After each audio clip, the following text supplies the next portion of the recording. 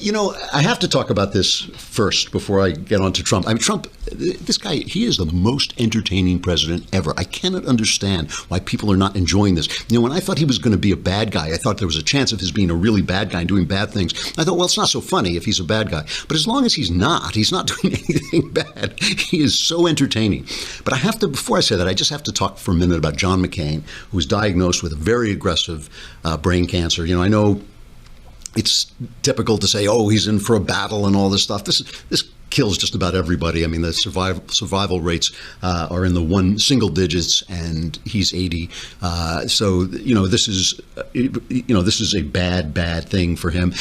The thing about these situations, I've had real problems with John McCain all throughout his political career, and I've always gone after him and made fun of him and all this stuff. But of course, this lifts the situation above politics. And it's a really good indication that you have let politics drive you insane, that politics has triumphed over your humanity. If when one of your opponents, even a guy on the other side, when he's facing the end, when he's facing the great darkness, the big sleep, that you can't stop for a minute and say, look, that this was a human being like me, John McCain, a hero, a patriot, a guy who was captured by the Vietnamese. They offered to let him go.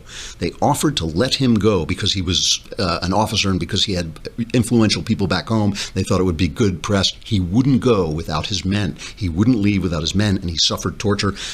They did that to me. By the time they said, we offer to let you, I would have been like in another country. That's what happened to Klavan. I mean, think about that in real terms, not in television terms. These guys were going to beat him. They did. They beat him relentlessly. Obviously, his arms were never the same. His arms were broken so much. And, the guy was a hero, a tough guy, a patriot. He stood for what he stood for. And I want that he was a decent guy living by a standard that had passed all of us by, a standard of decency and honor and friendliness, even under fire, under political fire, that is gone. And I think, many people, many conservatives just felt, look, these days are gone. We're going to lose because they're hammering us so badly.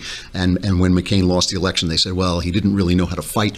McCain fought his corner. Like I said, and will continue to fight until he is gone. But he was an honorable guy, and just disagreeing with somebody does not make him less than an honorable guy. And I'm really sorry for him and his family. Meghan McCain put out a statement, very touching, talking about her love for him. If your daughter speaks like that from the heart about you, at the end, you have led a successful life. That's a lot more important than anything else.